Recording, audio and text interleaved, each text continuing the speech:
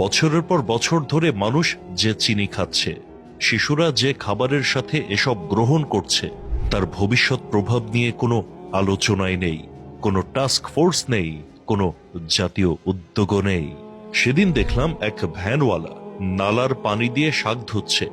শীত এসেছে, গুড় তৈরি হচ্ছে কেমিক্যাল দিয়ে, গরুর দুধ বানানো হচ্ছে কেমিক্যাল মিশিয়ে। এক ফোঁটা প্রকৃতির ছোঁয়াও নেই, পুরোটা যেন ল্যাবরেটরির উৎপাদন। আমরা এক কেমিক্যাল সংস্কৃতির জাতি। চমৎকার! এমন প্যাকেজ আর কোথায় পাওয়া যাবে বলুন? অথচ প্রতিদিন মানুষ অসুস্থ হচ্ছে, ক্যান্সার, ডায়াবেটিস, লিভার ড্যামেজ বাড়ছে। তবু যেন সবই স্বাভাবিক, যেন জীবনের চেয়ে ব্যবসা বড়।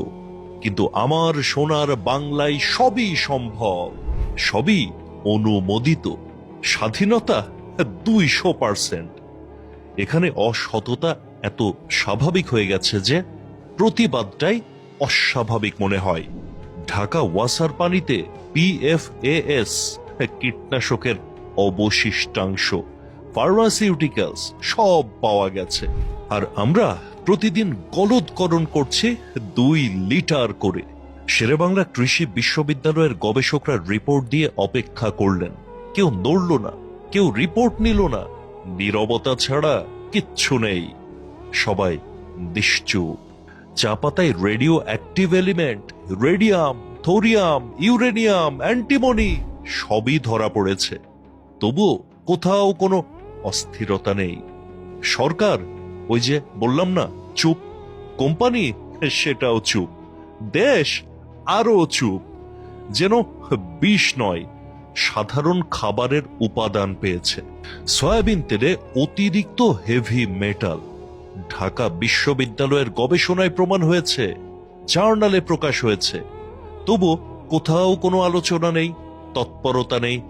কে খাচ্ছে, কিভাবে ক্ষতি হচ্ছে, এসব প্রশ্ন যেন তুললেই অপরাধ হয়ে যায়। এটাই আমার সোনার বাংলা। এখানে যা খুশি তাই করার পূর্ণ স্বাধীনতা সবার জন্য। মানুষ, স্বাস্থ্য, নিরাপত্তা এসব যেন হাস্যকর শব্দ। আমরা শুধু বেঁচে নেই, বাঁচার মতো পরিবেশ থেকে প্রতিদিন একটু একটু করে দূরে সরে যাচ্ছি।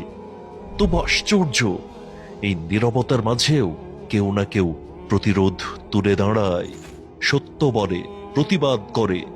এই প্রতিবাদী একদিন মানুষকে জাগাবে, একদিন না একদিন। আল্লাহ হাফেজ।